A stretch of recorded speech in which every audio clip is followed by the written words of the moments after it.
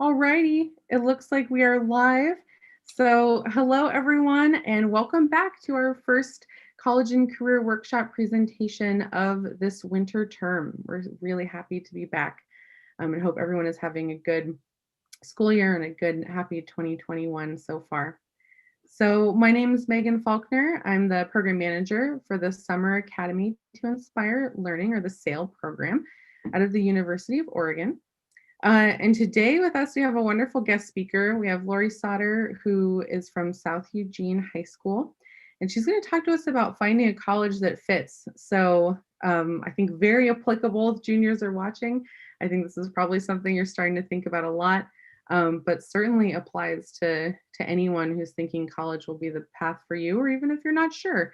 We'll kind of look at what that process looks like. So before I turn it over to her, I just want to remind everyone watching that we put on these presentations for you so that you can learn and ask questions. So our goal is really to share some of the skills and knowledge you'll need on your journey into higher education and after high school. So please feel free to use that chat function on our YouTube page from where you're watching from. Ask any questions at any time that you have about the presentation, and we'll answer them towards the end. So without further ado, I want to turn it over to Lori. Thanks so much for being here. All right. Well, thank you, Megan. And as Megan said, my name is Lori Sauter, and I run the College and Career Center at South Eugene High School.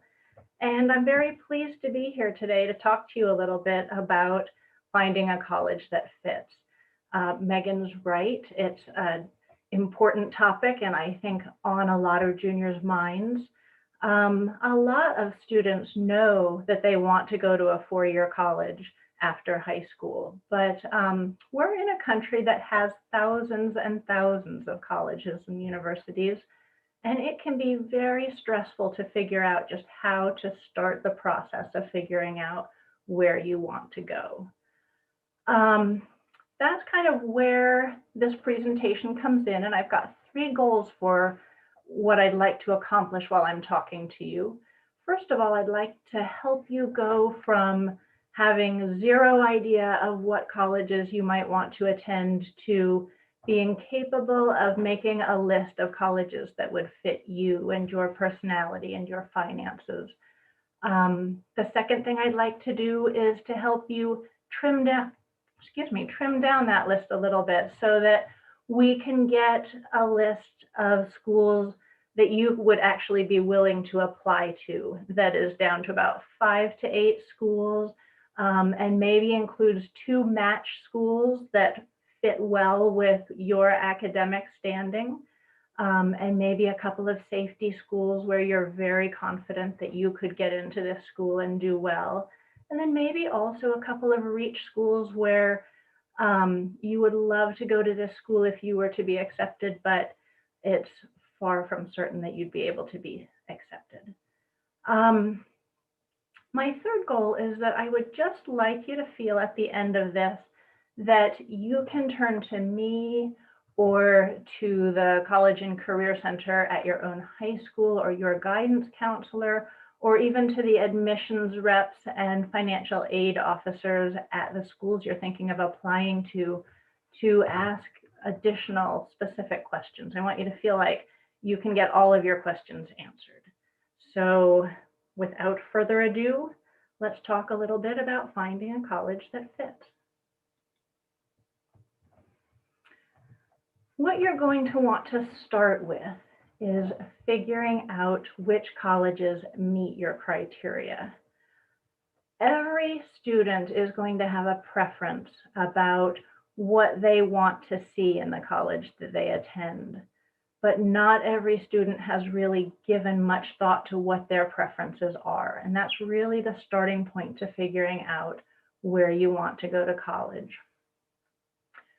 Are you a student who is ready to leave Oregon, ready to strike out on your own and experience a whole new way of living? Or are you somebody who's going to be more comfortable staying closer to home, being able to use the resources that you already know and the support of your family and friends, what makes the best sense for you in terms of where you go to school. That would be one example of a criterion that you're going to want to consider. What about school size? Are you a person who appreciates having a little bit of nurturing in the form of professors who get to know you and know when you're not in class? Are you somebody who's going to want to be able to recognize most of the student body as you're walking through campus?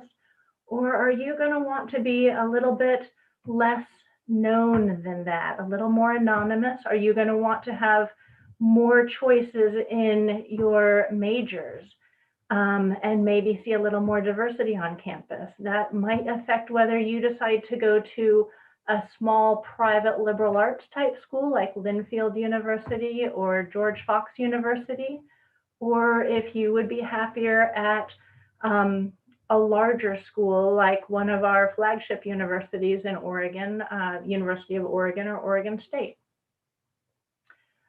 The bottom line is figuring out what's very important to you in a school and also figuring out where you are willing to stretch and grow and experience things you're not familiar with. Both of these are going to be critical to figuring out what fits for you. So I want to talk about the college search. There are a whole bunch of similar online exercises to help high schoolers figure out what colleges might work for them. And these exercises are generally called college searches. At South Eugene High School, and actually throughout all of the high schools in the school district 4J, we have a college and career app called Navient Student that we subscribe to, that all of our students have accounts with. And within Navient Student is a college search called the SuperMatch college search. And so that's one that is used heavily at South and likely is used throughout 4J. Also frequently used in the Eugene Springfield area is another college and career app called Oregon CIS, or Oregon Career Information Systems. And this is a University of Oregon based app, and it's got a college search called Undergraduate School Sort. And so many of you who are from other parts of Oregon may be more familiar with Oregon CIS. And if you don't have access to either Navient Student or Oregon CIS, I'm going to introduce you to some other online college searches that are highly reputable and free, and that I think you'll find very useful. One thing that's going to be common throughout all of the college searches that you look at is that they're going to ask you to look at all of these different characteristics of schools and identify your preferences for each one of them.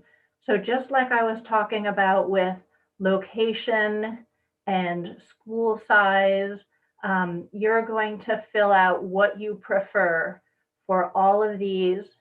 And then in Navient, you're going to sort them into a must-have pile. I have to go to school in Oregon, or I'm not going to attend any other school. And a nice-to-have pile. You know, I love watching D1 women's basketball, and so I'd love to have that available to me, but it's not going to make or break my school choice. And once you have sorted your must-haves and your nice-to-haves, Navient Student is going to make some recommendations of schools that will fit as well as possible with your preferences. So let's take a look at what those look like. So this is Navient Student SuperMatch Results Page, and you can see that what they have said is that this fake student that I used when I did this college search is well matched to Oregon State University and similarly well matched to Seattle Pacific. And what Navient does that I really like is they'll give you a fit score, and they will say, You know, your preferences are a 94% match to Oregon State University's. That's a very high match. You're very likely to find a lot of your criteria available at OSU. And you can click this Y button and find out which of your criteria are available at OSU and what are the few that made it fall 6 percentage points short that OSU does not have available to you. So you can make kind of an informed decision about whether or not the elements that are missing from OSU are deal killers for you or not. You're also going to see in pretty much all college searches, I think, columns that allow you to compare different elements of different schools side by side. So you can take a look at the type of academic match you have to OSU versus the type of academic match you have to Seattle Pacific. My fake student here has a very high GPA of 4.0, so it's much higher than the average accepted student's GPA at OSU. The same is true of this fake student's a very high SAT score. It's much higher than the average accepted SAT at OSU, and that is why Naviance has deemed OSU a safety school for this student, because this student is pretty likely to get into OSU fairly easily. So this could be one of our students' safety schools that I had mentioned earlier. You can also compare cost from school to school, admission information, and actually there were additional columns here that didn't get caught in my screenshot that just allow you to look at schools each characteristic side by side. And I just wanted to give you a quick peek at the CIS undergraduate school sorts results page and just show you how similar it is. Here are the school sort topics or criteria that ran across the top of the Naviance page. And after the student has gone through and selected their preferences, you can see that CIS lists the schools that they would recommend this student consider. In CIS, these are alphabetized rather than done by percentage of match. And then they give some information about school location and type and how selective the school is so that you can compare them down the row as well. So like I mentioned, if Naviance student or Oregon CIS is not an option because your school or your school district does not subscribe to their account, take a look at some of these other college searches that can be found online. Now, my very favorite of these is going to be BigFutures college search. And some of you may know that BigFuture is part of the College Board. These are the folks that create and administer the SAT, the PSAT, the APs. So they've got their hands in a lot of different college stuff. And one of the things they do particularly well is their college search. And the thing that I really like about them is that not only do they ask you what your preference is, but they'll give you some tips about what it means to have a preference for this or that. They might say, you know, feel free to decide to go to college in state. That certainly makes your list much shorter and easier to manage. But maybe also keep in mind that if you're willing to consider another couple of 100 miles out of state for Oregon, that might open up some Seattle area, Tacoma area, Boise area, San Francisco area schools that might even offer better fits than the ones in Oregon. And so it just gives you tips to keep in mind so that you don't list your preferences without thinking of the consequences of your preferences.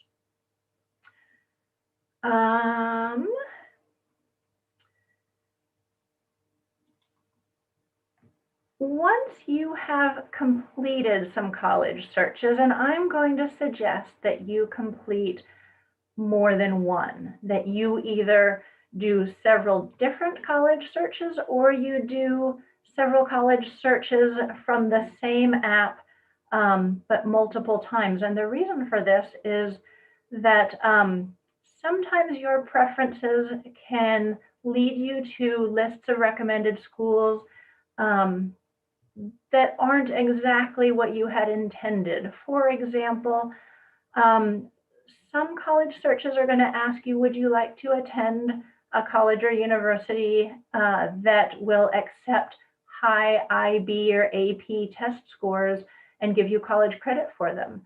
And who wouldn't want that? Who wouldn't want to start college already with some college credit, maybe save a little money, maybe graduate a little bit early?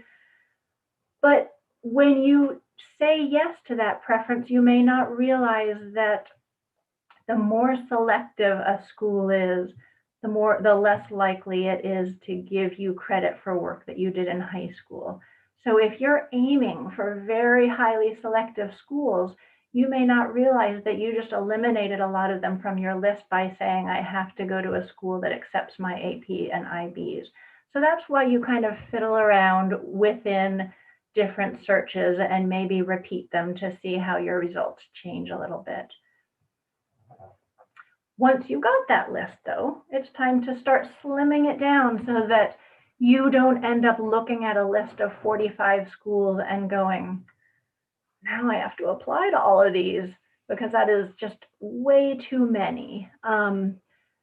Many students are going to wear out on writing and rewriting essays and keeping track of deadlines and making sure all of their transcripts and letters of recommendation get sent in properly. And you're going to want to have a number of schools on your list where you're going to be relaxed about submitting your applications and not put yourself in a panic in the fall of your senior year. So one of the ways that you can do this is by doing some research with reference books.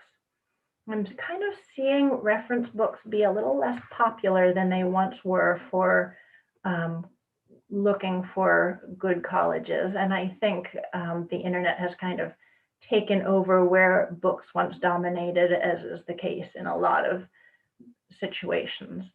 But I like some reference books even more than some of the web searches that I can do. And I would recommend the Fisk Guide to Colleges as one of those. And what the Fisk Guide does is it lists hundreds of different highly rated schools, and it presents the school information in the same format from school to school to school, so you can compare different schools side by side and look at the same criteria for each school. And so, and the Fisk Guide also has some really useful and varied information. They've got some information that's provided by students in the form of a narrative where students just give their subjective opinion about what the vibe of a school is like, and that's very important. It's also got some factual data and statistics about the number of students who attend this school and the number of these students who are undergraduates and the number who tend to live on campus. And it's also got some good information about which majors each school is strong in. And I'm going to come back to the subject of majors because sometimes it's hard to find schools that are strong in the majors that you're interested in. So I keep a special eye out for resources that can help you find a school that's a good match to your preferred major. Web research, of course, is still a very viable option, and there's different types of web research. I'm going to show you 3 different types on this page.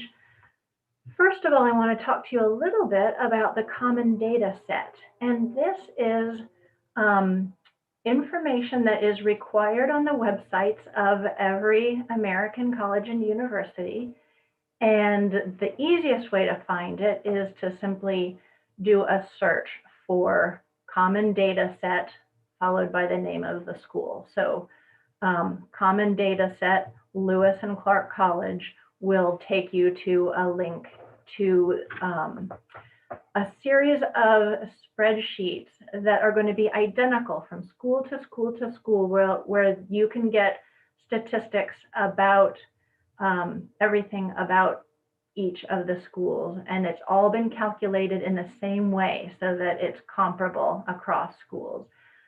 I especially like section C7 for students who are getting ready to apply to schools, because C7 talks about different admissions criteria and how different schools view them. So you can find out whether the school you're interested in cares about alumni interviews, whether the school you're interested in puts a lot of emphasis on your admissions test scores, whether GPA or class rank matters to that school.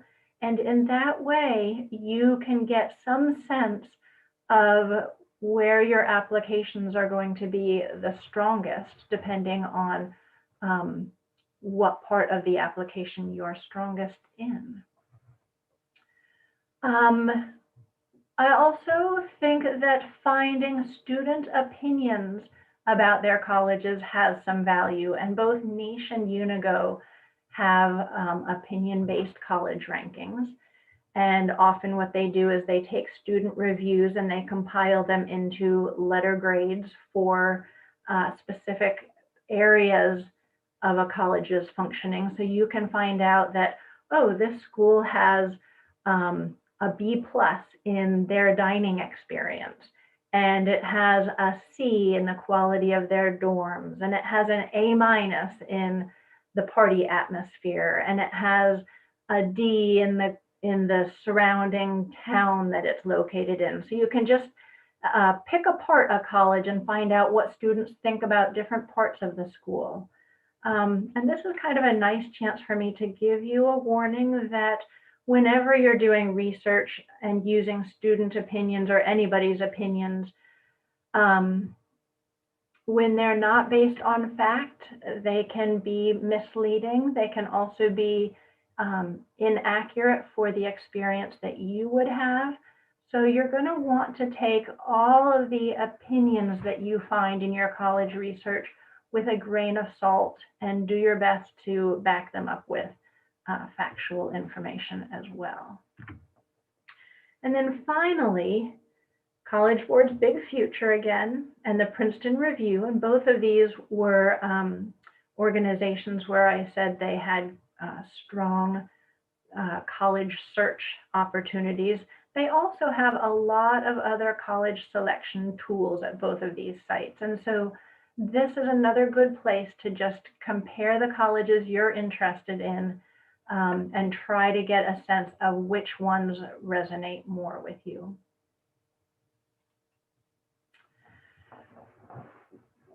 Your third way of doing a little bit of school research is doing some snooping on the school itself. And you're going to have kind of a shorter list in order for snooping to work well for you, because it takes a little bit of work and a little bit of time, and you're not going to want to do it for 45 schools. But if you take a look at different schools' websites and you take a look at the brochures that you receive from the different schools, you will find that they emphasize the parts of their school that they are most proud of, or that are most important to them, or that they're in the process of developing. And so if you are reading about what their alumni are doing, or what research they feel like stands out, or where they're spending their construction dollars, you can see where the school's priorities are, and you can determine whether or not those are also your priorities.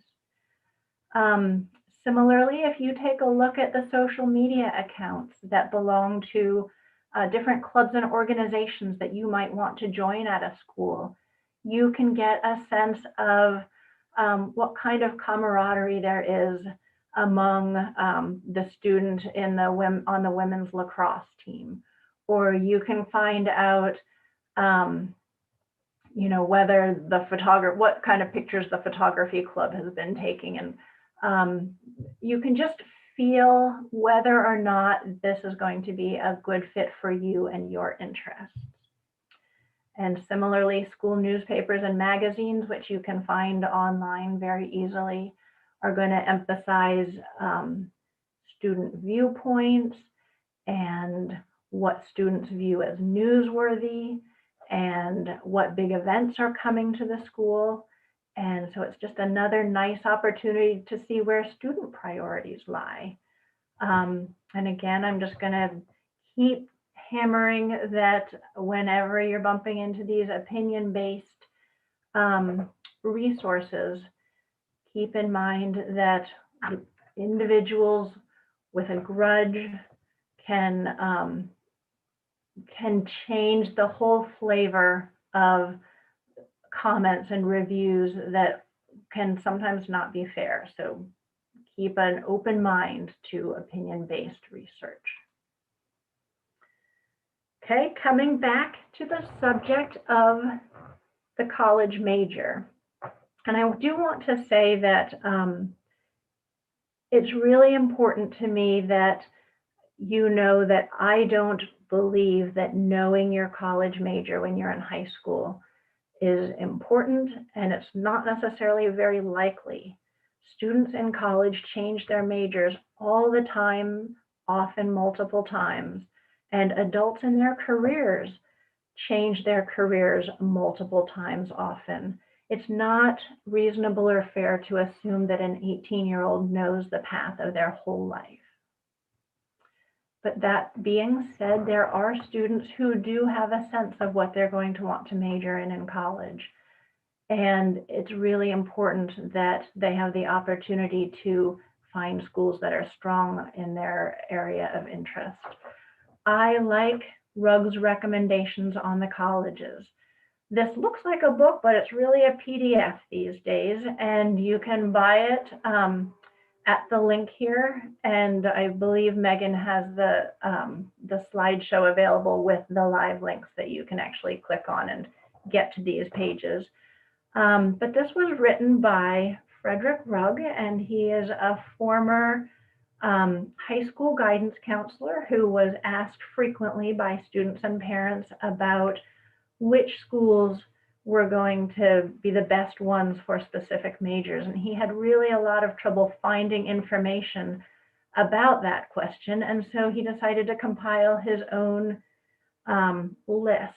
And so as you read through this, you can say, you know, I'm thinking of majoring in elementary education. And when you look that up, you will see his list of colleges that he recommends for ed majors. And he sorts them in a kind of unusual way. He sorts them by how selective the school is. And so he'll have a tier 1 of the most selective schools that are strong in education, a tier 2 of the medium level of selectivity schools, and then the less selective schools that he also recommends in education. And I just want to remind you that level of selectivity does not equal quality of program, that he does this largely so that students who know how selective the schools are going to be that they're going to apply to can find schools in that range for his recommendations. Going back to Fisk, remember I mentioned earlier that Fisk also talks about schools and what majors they are strong in. So this is another place that you can find recommendations of schools that have strength where your interests lie. And you are just going to find all over the internet that schools can be ranked on how good they are in certain majors. Niche and the Princeton Review, both of which I've mentioned before, also have rankings based on major. I selected College Factual to show you, though, because I like the transparency of their methodology. They are always clear to say, you know, yes, we recommended that Stanford University is the best school for general psychology majors in the United States. And if you click our methodology link, we will tell you exactly why we think that. And if you think about it, a lot of the things that college reviewers use to rank quality of school can be questionable. As for example, quality of school is also partially based on graduation rates. But if you think about this, consider public colleges and universities and the fact that their mission is to provide an education to as many of their residents as possible. And because of this mission, they are often going to be less selective schools than the more elite private schools. And so, of course, graduation rates are going to be higher when you're only accepting students who are at the top of their class than when you're accepting a much wider range of student skill levels. That does not mean that quality of program is better or worse among schools that are less picky about their accepted student population. So just keep in mind that methodology really matters when you're looking at how schools are ranked.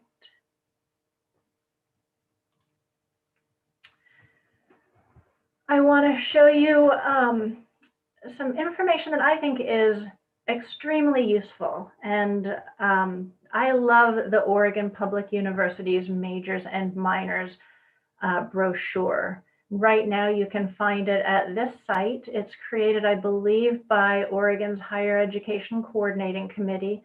And the last one they made was in 2019. So this is a little outdated, but I liked it enough that I wanted to show it to you anyway.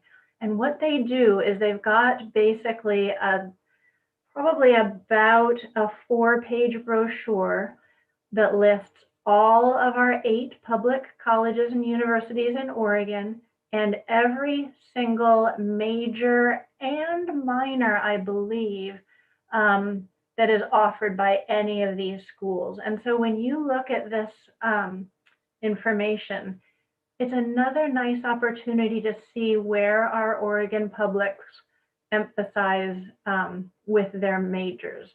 For example, take a look at the U of O here. This is the only one of our public colleges and universities that offers both a bachelor's and a minor in all 3 types of architecture. So you get a sense here that the University of Oregon cares about architecture. Oregon Tech, meanwhile, doesn't have any majors or minors in this screenshot, but if I had had the opportunity to show you more of this brochure, you would see that in the majors relating to STEM and healthcare, Oregon Tech has a very full roster and is worth looking at. So if you're thinking about the Oregon publics, definitely take a look at this information. So let's talk a little bit about school affordability, because you're not ever going to be able to have an accurate list of places you can attend unless you know you can afford them.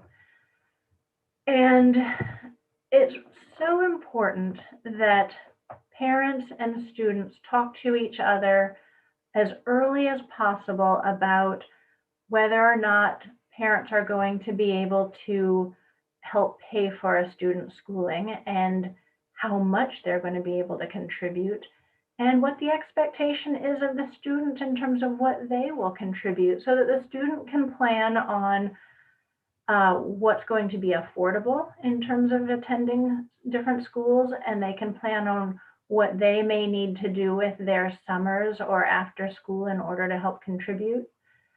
And this conversation also needs to include loans and how the family feels about taking out loans, whether it's worth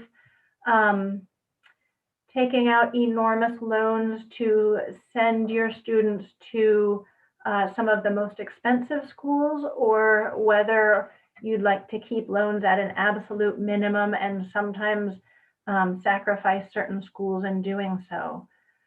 If you do choose to take out loans, and honestly, my opinion is that to keep loans at an absolute minimum is important. And loans can be so expensive later in life that there aren't a lot of schools for which I would take out huge loans and make that sacrifice. I don't think it's worth it.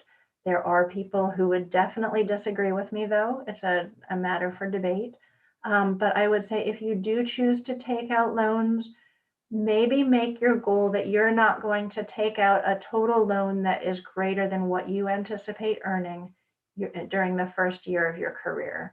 And that maybe will give you a sense that if you plan to be earning more, it might be feasible to take out larger loans. And if you're planning to not have a career that pays you a great deal of money, it's going to be very difficult to have loans that run very expensive. I want to talk to you a bit about net price calculators because these are a tremendous resource. Every single college website is required to post a net price calculator on their site, and this calculator is intended to give individual students a sense of what they could expect to have to pay if they chose to attend this school. Students will input information about the family's financial situation, and on really good calculators, they'll also be putting in information about their academic situation, and then the calculator will help determine what the student would expect to pay based on what similar students have paid in past years. And maybe just keep in mind that these calculators vary in quality, and the ones that take a little bit longer, 20 or 30 minutes to fill out and have multiple and varied questions, are going to give you the most accurate net price. And the calculators that only ask one or two questions are probably going to be a lot less useful to you. But when you do find calculators that go into pretty good detail over your financial and academic situation, you will often find whether or not a school would likely be affordable to you. And I'd like to introduce to you Lynn O'Shaughnessy. And she's not shy. She's very happy to introduce herself. She is the face behind the College Solution. And the College Solution started out as a book. It's still out there. It was last published in 2012. But she's also got some more up-to-date information by way of her blog and her newsletter and the periodic webinars she produces. And all of these are free. You can sign up to get information from her. And I would recommend doing so. She has spent a lot of her career as a journalist in finance before she switched over to helping college-bound students and their families figure out how to make college as affordable as possible. And she's got good and experienced guidance. So she's a good place to go to just learn some techniques for finding schools you can pay for. And finally, the Princeton Review's Paying for College. This is a book that's been out for a while, and it's one that I read part of. I haven't read all of it. It's been recommended to me, though, by some of the College and Career Center's volunteers. And what its strongest point seems to be is helping families manage their assets in order to maximize their financial aid. In other words, college-bound students are going to be filling out the FAFSA, and some students, especially those applying to highly selective schools, are also going to be filling out the CSS profile. Both of these are applications for financial aid. The first one, the FAFSA, from the federal government, and the second one from the institutions, the schools themselves. And this book teaches families what to do with their finances in order to demonstrate as much financial need as possible on applications like the FAFSA and the profile. So I saved my favorite recommendation for last, and that is the college visits. And I will admit that in the time of COVID, it's a little ironic to be saying this is my favorite way to really get to know a college. But I'm really hoping that by summer or early fall, you will be able to actually go on campus and experience a college. Don't forget to sign up at least 2 weeks in advance for the admissions presentation and the student-led tour that most schools do. You can't really just show up on campus and hope to get much information from a school. But once you have done that, go ahead and listen to the admissions visit. That's all fine and good, but it's the tour led by the students that I really like, because students are not quite as trained yet to whitewash a school, and they're a little more willing to tell you the pluses and minuses about their school. So ask the tour guide specific questions. Are you glad that you chose this school? What other schools did you apply to? What do you hate the most about this school? What do you love the most about it? The other thing that you can do while you're visiting is sign up or request to stay overnight in a dorm with a current student, or ask to sit in on a class that you're interested in. All of these things where you're pretending to be a student will help you get kind of the vibe and the sense of your fit at a school. So I very, very strongly recommend college visits. Meanwhile, while you're waiting for COVID to become more manageable, I'm going to suggest that you attend the virtual college visits that lots of schools now have on their websites, and attend virtual college fairs and ask their admissions reps your questions. But just don't forget to go in person if you can.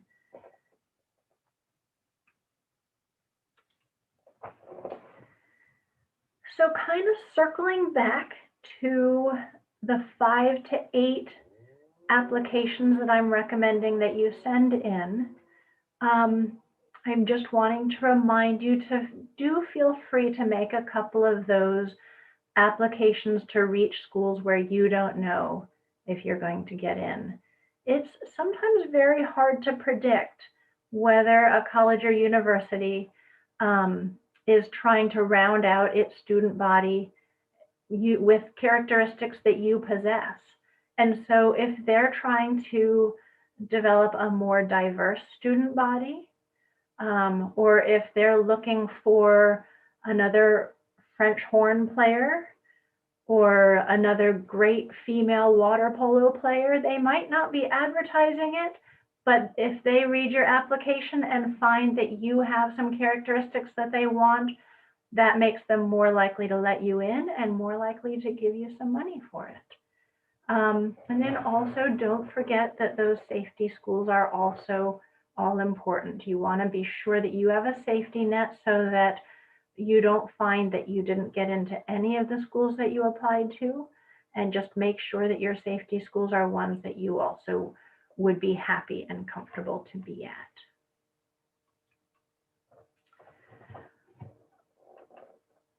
So many of you are still going to have your own individual questions that maybe didn't get covered or that you'd like to cover a little more deeply.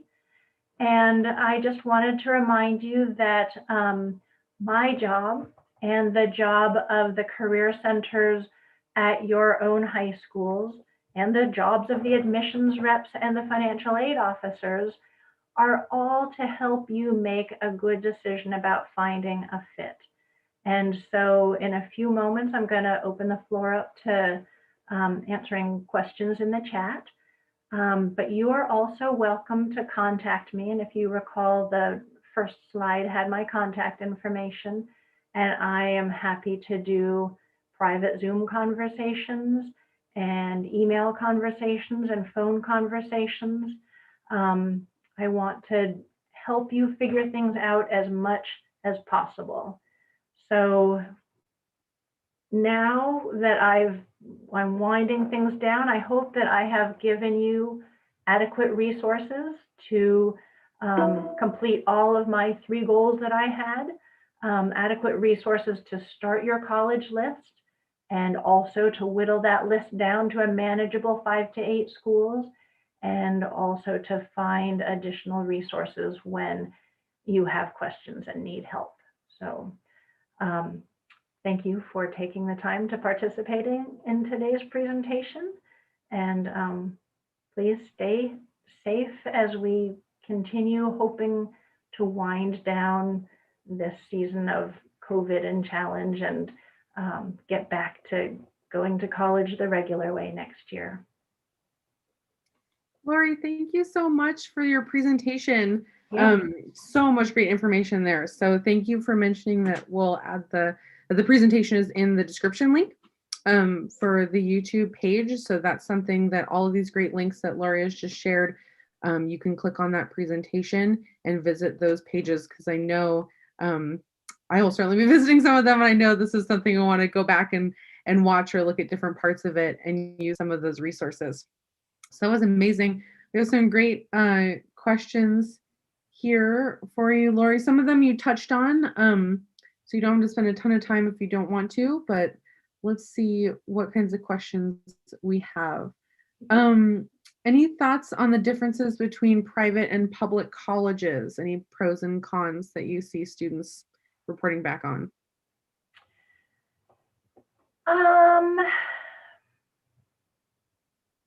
Yeah, and I did touch on those a little bit, but I would say your in-state publics are going to, as a general rule, be a little less expensive than privates. And that's not always the case, but that is one thing. The larger schools, and that's not always public schools, but just larger ones in general, can often have a larger number of majors to choose from, and especially when you're dealing with technology that is very expensive. You may find that the larger schools have a few more resources in that direction. I think with the smaller schools, what you're going to bump into is you have an atmosphere where you do know your professors and your fellow students a little bit better. And so it's a little easier to find your people sometimes in that group. You have to work a little harder to join and participate in specific groups in larger schools, and not quite as much to the same degree, I'd say, in smaller privates. What about so some people I know weren't able to take the SAT or the ACT because of COVID. This question here said, if I wasn't able to take one of those tests, how can I know if the school is within my reach academically? I think that's a super good question for this year, and it crossed my mind as I was doing the presentation that it's worth mentioning admissions tests in the time of COVID. One thing, well, I guess the question is really, how do you know you're fit? If you took the PSAT, then sometimes you can take a look at the average accepted test scores on a school's website, and they will include PSATs, and you could compare your PSAT score. You also can look online for like translations from your PSAT to your SAT to have an estimate of what your SAT might have been. And then maybe also just keep in mind that everybody all over the country is in this boat. And so admissions offices throughout the country are having to deal with the fact that some students in some locations are having access to SATs and ACTs, and others in other locations are not. And so they're going to have a policy kind of like they did this year, where I think more than 2/3 of our colleges and universities went entirely test optional this year. And I kind of expect that to be the case again next year, although I have not seen that for sure. Thanks for your insight on that. I know that is such a big question Yeah. right now, so worth investigating. This is a great question. So, should I visit a school when I apply or after I've gotten accepted? Does it matter? You know, I would say if it's possible to visit before you apply, if that school ends up off of your list because of what you found out in your visit, it saves you some work in not having to apply to that school.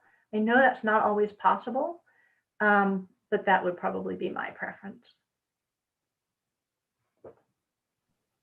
I also wanted, since we do have two of our sales staff here, I was gonna ask each of them a question to kind of get some insight from their side too.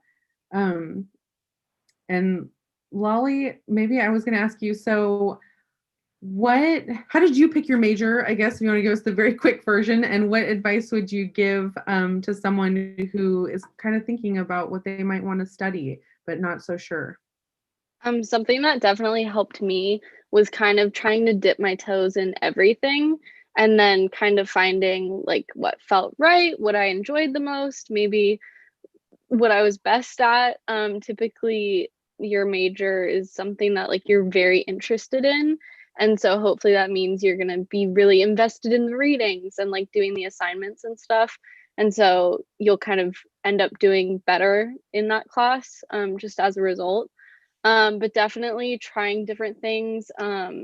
If you haven't heard of something and it sounds like the description sounds interesting, maybe try taking a class in it, and then you never know. I ended up having a second major that I didn't even know existed. So yeah, just dipping your toes. That's awesome. Do you want to share what you're studying? Yeah, sure. I'm majoring in psychology and family and human services. So I kind of went into college knowing that I wanted to study psychology.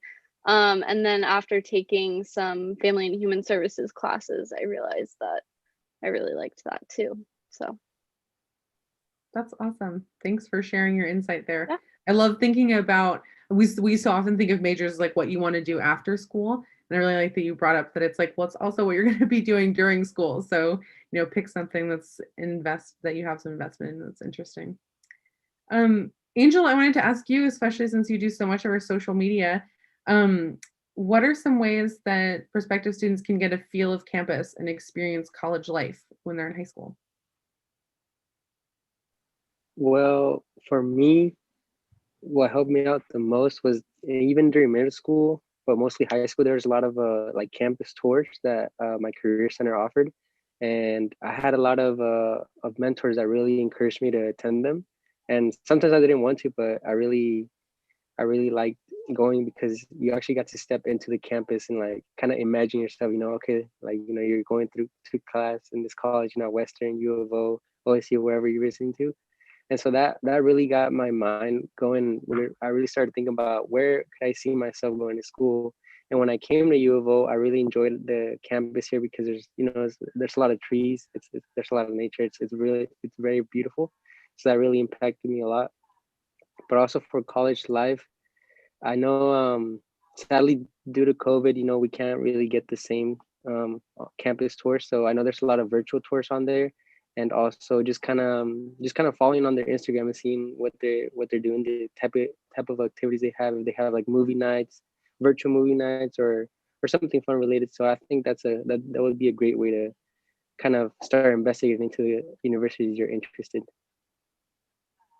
That's great because Lori, I loved your talking about sort of snooping on a college. And I think that social media, and even if it's just associated clubs, or maybe you can connect with a student that you might know or a friend of a friend that already goes there, that can be such a nice way to get into things right now when you can't physically go. Um, maybe, Lori, if I can ask you one last question before we wrap up here. So much good information. And I know when I was in high school, I was so overwhelmed by so much of this. What if someone was going to take one step after watching your presentation? What would you like to see them do?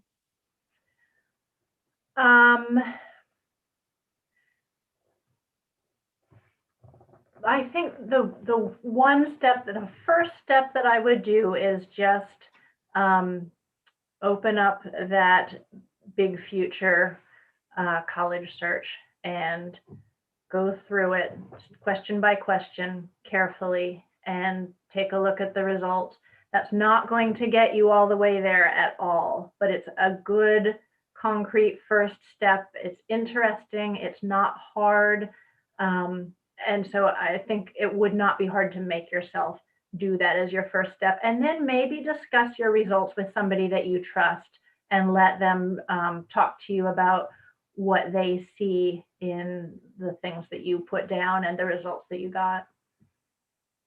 Nice. And I know I said one question, but I'll ask another one because it made me think of it. So when you're talking about discussing your results with someone you trust, I know you touched a little bit on what college and career centers or coordinators can do. But what maybe if you could just quickly go over what are some things that right now, even if you can't visit with your center in person, what are some ways that students can connect or ways they can utilize that service in their school? This is probably going to vary from school to school, but almost every school on the school's website is going to have a college and career section. And within that section, it should typically be divided up so that you can look at things like, how can I get some career-related experiences before I finish high school? And what kind of financial aid options do I have? And what kind of college visits, like Angel was saying, are available to me through my school. So certainly the school's website is going to be one of them. I also, as I talk to teachers and counselors right now, one of the things that is really tricky about everybody being at home right now is that it's really hard to communicate with people because they're getting just creamed by emails and sometimes texts and announcements. And so it's really hard to get information out there in such a way that people will see it. So I would say, do make a point to read your high school's e-newsletter if they have one. Make a point to read the announcements that they post, maybe in Canvas or whatever platform you're using for your learning. Go searching for where the information might be announced, because read your email, at least skim over the subject lines so that you're not missing anything important that somebody's trying to reach out to you and share with you. That's great advice. Well, thank you. I want to say, Lori, thank you so much for taking some time out of your day to prepare, excuse me, and present this for us. I know we'll be using this information for a long time, so this is really awesome. And Lolly and Angel, thanks for jumping in and answering some questions. And I hope, thanks for tuning in, and we will see you next week, same time. And I just hope everyone has a really great rest of your week. All right. Thank you. Thank you so much, everyone. Take care.